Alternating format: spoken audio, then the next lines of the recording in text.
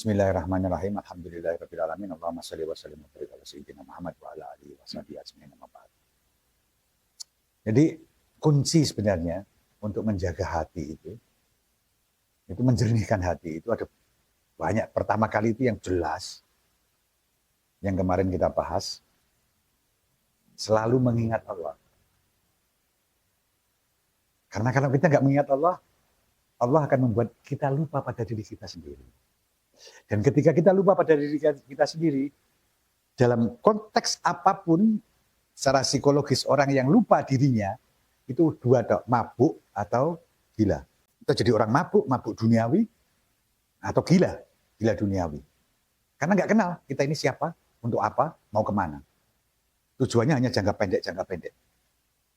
Maka membersihkan hati hanya bisa dilakukan, litatma'inal qulub itu hanya bisa dilakukan dengan mengingat Allah. Mengingat Allah itu artinya mengingat bahwa kita berasal dari Allah. Innalillahi wa inna ilaihi rajiun. Seluruh hidup kita, rentang hidup kita dari lahir sampai mati adalah dari Allah, kembali kepada Allah. Itu yang harus selalu kita ingat dalam setiap momen hidup kita.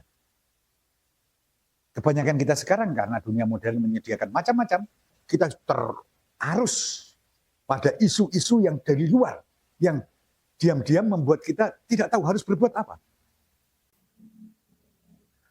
Kemarin 1 tahun terakhir kita dipertunjukkan bagaimana manusia bisa sangat tidak manusiawi. Tapi sekaligus ditunjukkan oleh Allah bagaimana sebagian manusia yang lain masih punya kadar kemanusiaan. Kasus Palestina itu menunjukkan bahwa sebagian pemimpin dunia ini sangat kehilangan kemanusiaannya. Tapi sebagian besar masyarakat dunia, di barat bahkan, itu masih membela nurani kemanusiaannya. Tidak boleh berbuat zalim pada manusia. Di Palestina. Dan itu masih berlanjut sampai sekarang. Artinya kekuasaan itu akan selalu mencoba mengarahkan orang untuk menjadi tidak manusiawi, untuk membenarkan semua kejahatan. Pembunuhan dibenarkan, pembasmian dibenarkan.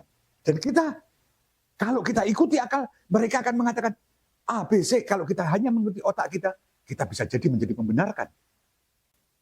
Kita bisa jadi akan menghubungi orang-orang, para penindas ini, dan seolah-olah akan bisa menyelesaikan ini dengan bersalaman dengan para penindas.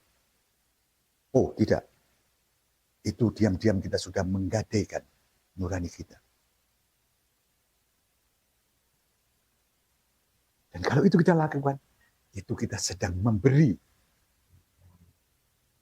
penutup pada hati kita, sehingga kita tidak bisa menyentuh realitas dengan nurani yang benar.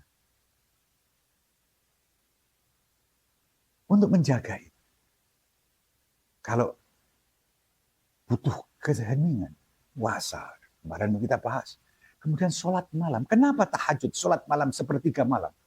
Malam itu artinya ada banyak makna yang malam real, tapi juga keheningan. Keheningan yang demikian rupa, malam sangat menyediakan itu. Kita mampu di tengah keheningan, kita mampu berkaca pada diri sendiri.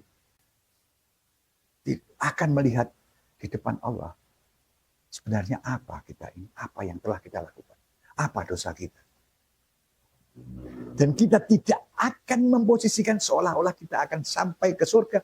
Bahkan seringkali kita harus memposisikan kita ini orang kafir, kita ini orang yang zalim, kita ini orang yang fasik.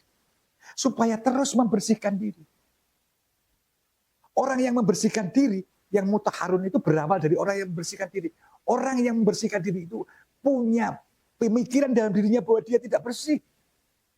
Tidak memposisikan dirinya dalam secara sosial. Saya ini orang bersih, apalagi suci. Bersih aja tidak. Kita tidak boleh muncul sebagai orang seolah-olah ini, saya ini bersih dari segala dosa. Justru kita ini harus merasa bahwa ini banyak dosa.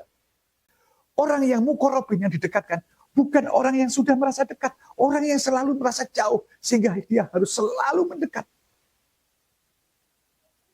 Dari situ kita bisa menemukan keseimbangan. Dan menemukan fitrah manusia kita sebagai hamba. Tanpa itu kita akan tersesat dalam narasi-narasi yang diciptakan oleh otak kita, atau dari lingkungan, atau dari kepentingan diri kita sendiri. Wassalamualaikum warahmatullahi wabarakatuh.